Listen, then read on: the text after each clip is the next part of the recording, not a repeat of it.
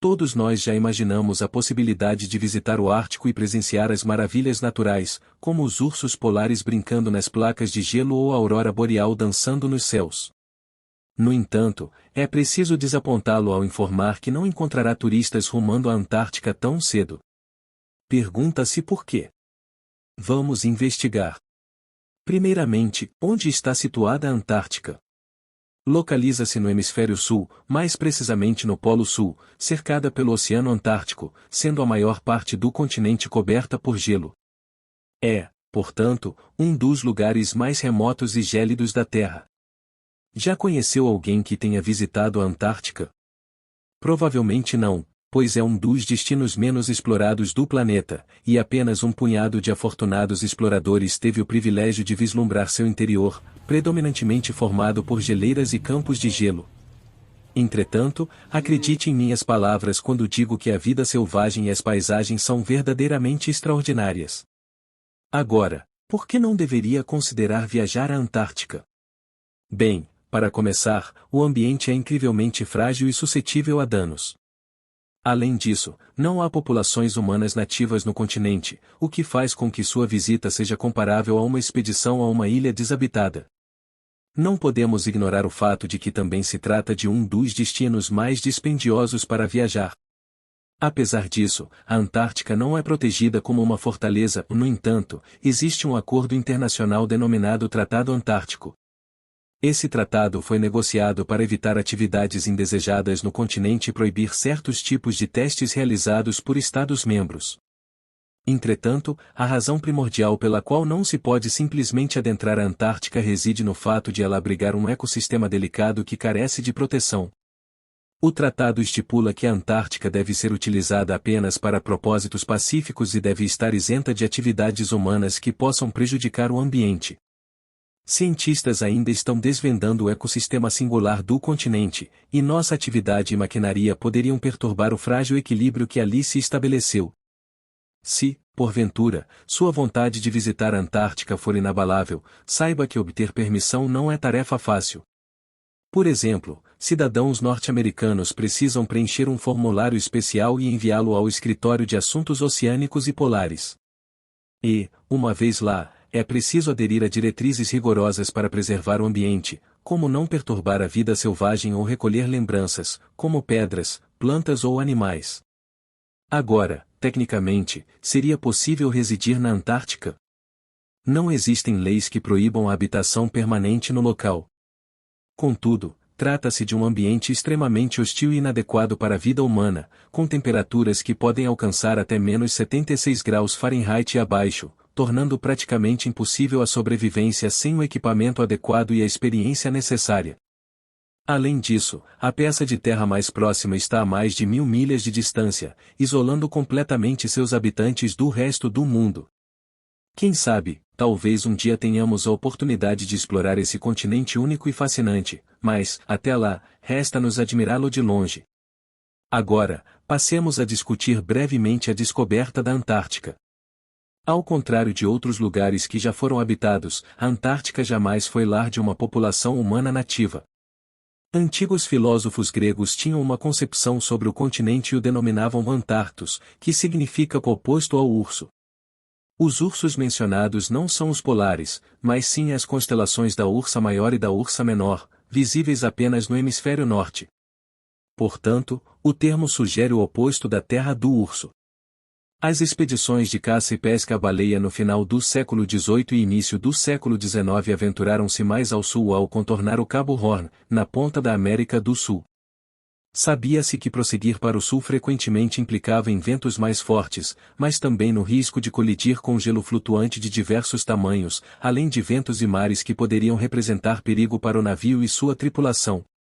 O capitão James Cook foi o primeiro a cruzar o Círculo Antártico em 17 de janeiro de 1773, na região do Mar de Ross. Ele chegou a um ponto mais ao norte um ano depois, embora não tenha avistado terra, chegou a menos de 50 milhas e avistou depósitos de rocha retidos em icebergs, indicando a existência de uma terra mais ao sul. O primeiro registro da Antártica é amplamente reconhecido como tendo ocorrido em janeiro de 1820, durante a viagem de 2 navios sob o comando do capitão Fabian Gottlieb von Bellingshausen, como parte de uma expedição exploratória de 2 anos ao redor do mundo em busca de novas terras. Os navios do capitão foram os primeiros a cruzar o Círculo Antártico desde Cook. No entanto, o primeiro desembarque incontestável na Antártica só ocorreu muito tempo depois, em 24 de janeiro de 1895, em Cape Adare, durante a viagem de caça à baleia do navio Antarctic, liderado por Henrik Bull. Um pequeno barco com 6 ou possivelmente 7 homens a bordo chegou à costa durante condições calmas. Você pode não acreditar, mas a Antártica é, na verdade, um deserto. Com todo aquele gelo, você poderia pensar que se assemelharia a um paraíso de inverno, com batalhas de bolas de neve e chocolate quente o dia inteiro. Quando pensamos em desertos, imaginamos camelôs e cactos, pessoas lutando para encontrar água, mas na Antártica, a história é completamente diferente. A luta não é para encontrar água, mas sim para encontrar qualquer coisa que não esteja coberta de gelo. A média de precipitação pluviométrica tem sido um pouco acima de 0,4 polegadas nos últimos 30 anos, o que é como algumas gotas de chuva em comparação com o que estamos acostumados. Portanto, tecnicamente, não são as dunas ou o calor escaldante que fazem de um deserto, mas sim a falta de precipitação. No entanto, não se preocupe, se você se perder na Antártica, não precisará se preocupar em ficar com sede.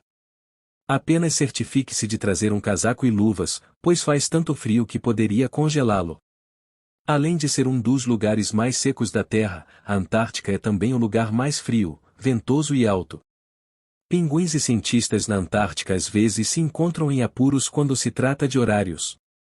Diferentemente de nós neste grande planeta azul, não há um fuso horário na Antártica. Todas as linhas de longitude se encontram em um único ponto no Polo Sul, o que torna um pouco confuso quando se tenta descobrir que horas são. Agora, você pode estar se perguntando, mas como os cientistas e pesquisadores acompanham o tempo lá embaixo? Boa pergunta. Eles normalmente seguem o fuso horário do país de onde partiram. No entanto, com estações de pesquisa de todo o mundo na Península Antártica, as coisas podem ficar um pouco confusas. Imagine tentar coordenar com os países vizinhos sem acordá-los no meio da noite. Você pode pensar que não muito pode sobreviver em um lugar onde a temperatura é extremamente baixa, o sol mal aparece e o vento pode levar você embora mais rápido do que uma bola de feno. Bem, como em muitos lugares na Terra, a vida encontrou uma maneira na Antártica também. Acredite ou não, este continente congelado está cheio de atividade. É lar de bilhões de crios, que por sua vez atraem muitas focas e mais pinguins do que você pode imaginar.